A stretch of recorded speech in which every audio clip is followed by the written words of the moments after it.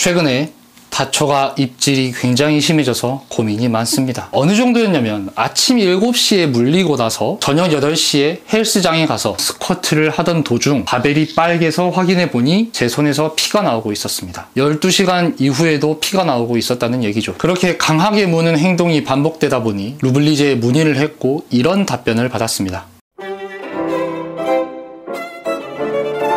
아이가 입질을 하는 이유는 그때그때 다를 수 있는데 그때 상황에 맞게 대처를 해주시는 것이 좋습니다. 무는 것이 아이의 입장에서는 자연스러운 반응이거나 그만해달라는 표현일 수 있는데 아이가 무는 이유를 파악하지 못하고 단순히 문다는 혼낸다가 되면 효과적으로 교정이 되기 어렵고 보호자님에 대한 부정적인 인식이 생길 수 있어 주의해 주시는 것이 좋습니다. 특히나 손에 대한 부정적인 인식이 생겨 손을 자신에게 위험한 것으로 인식할 경우 손에 대한 공격성을 띠는 경우가 발생할 수 있고 이러한 부정적 인식을 긍정적인 것으로 다시 바꾸기까지는 매우 오랜 기간이 걸릴 수 있으니 반드시 주의해 주셔야 합니다. 일반적으로 아이들이 무는 경우가 몇 가지 있는데 먼저 손가락 끝 부분을 주로 무는 경우는 손끝에서 간식 냄새가 강하게 남아서 간식이 있는 줄 알고 물거나 손밥 중에 간식을 먹으려고 물었는데 조준을 잘못해서 손을 무는 경우가 있습니다. 또는 항상 손으로 간식을 주다 보니 손이 다가오거나 엉밥을 시도할 때에서 손끝에 있는 간식을 찾아 깨무는 경우도 있습니다. 이럴 경우에는 보통 센 강도로 무는 경우가 많은데 손밥 중에 조준을 잘못하거나 엉밥을 시도하려는데 자꾸 손가락 쪽으로 고개를 돌리면 제대로 간식을 입에 물려주시거나 손 방향을 틀어 손바닥에 간식이 있다고 아이 얼굴 앞에 내밀어 주세요. 또한 엉밥 시도 시에는 손끝을 가져다 대시기보다는 손날 쪽을 아이 얼굴 앞에 내밀어 간식이 있는 곳을 눈 앞에 보여주시면 굳이 손가락 쪽으로 이동하지 않을 수 있습니다. 그리고 쉬고 있을 때 베딩이 거치고 손이 다가오면 귀찮거나 불편한 마음에 하지 말라는 방어 행동으로 깨무는 경우가 있을 수 있고 교육 시간 외에도 손이 가까이 오면 굳이 간식 냄새가 나지 않더라도 항상 간식이 나왔던 것을 기억하여 간식을 주는 줄 알고 빈 손가락 끝을 깨물 수 있으니 창에 매달리거나 베딩에서 얼굴을 내민 친구에게 장난치듯 빈 손가락을 가져다 대시거나 교육 시간 외에 베딩을 들춰 아이를 자주 만지거나 하는 등의 행동은 가급적 자제해 주시는 것이 좋습니다. 또한 주로 엉밥을 시도할 때 저 커다란 물체가 안전한지 확인하려고 살짝 여기저기를 물어보는 경우가 있습니다. 이런 경우에는 보통 강도가 세지 않고 초반에 몇 번 확인하여 안전하다 생각이 들면 더 이상 깨물려고 시도하지 않는 경우가 많고 이럴 때 크게 반응하면 아이가 손을 안전하지 못한 것으로 생각할 가능성이 높으니 가급적 덤덤하게 반응해 주시는 것이 좋습니다. 단 확인 정도에서 그치지 않고 강도가 세진다면 손을 쓱 들어 올려서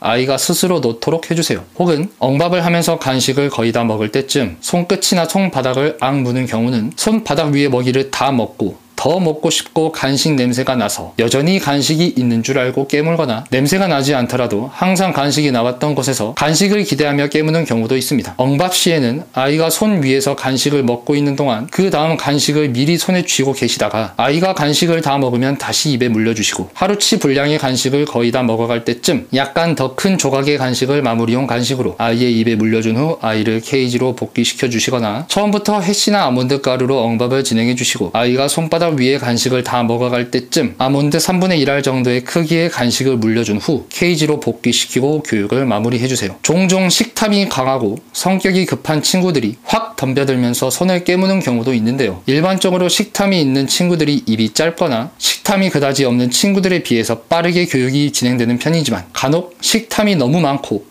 대식가인 친구들은 다른 친구들은 적당히 출출할 정도의 식사량으로는 많이 부족하여 간식에 크게 흥분해서 달려드는 경우도 종종 있습니다. 이런 친구들의 경우 아이의 식사량을 정확히 얼마나 되는지 파악하신 후 거기에서 약간만 모자라게 먹이량을 조절하여 교육을 진행해주세요. 그 밖에 손에서 아이가 느끼기에 불편한 냄새가 날 경우에 무는 경우도 있습니다. 아이 교육 시에는 화장품 냄새나 향수 냄새, 담배 냄새, 약품 냄새 등 자극적인 냄새가 나지 않도록 손을 깨끗이 씻으신 후에 교육해주시는 것이 좋습니다. 아이가 덤벼들어 무는 것이 무서우시거나 아이가 물까봐 두려운 마음에 보호자님이 크게 반응하셔서 덩달아 아이가 겁을 먹을까 걱정이 되신다면 팅커벨 메이커 장갑을 사용해주세요. 또한 가독 몸타기 중에 귀를 뚫은 부분의 냄새나 배꼽, 그 밖에 낯선 냄새가 강하게 나는 부분이나 보호자님의 채취 등에 대한 호기심으로 깨무는 경우가 있을 수 있는데, 그럴 경우엔 아이가 보호자님 채취에 익숙해지도록 한동안 조끼를 착용하시고 그 안에서만 아이가 돌아다니도록 해주시거나 자주 무는 부분으로 가려고 하면 다른 곳으로 오도록 간식으로 유인해주세요. 특히나 귀 부근을 호기심으로 깨물어 보려는 친구들이 종종 있는데, 아이가 몸을 타고 놀다가 귀 근처로 오면 고개를 옆으로 숙이면서 귀와 어깨를 맞닿게 하여 귀를 완전히 가려버리셔도 좋습니다. 몸 외에도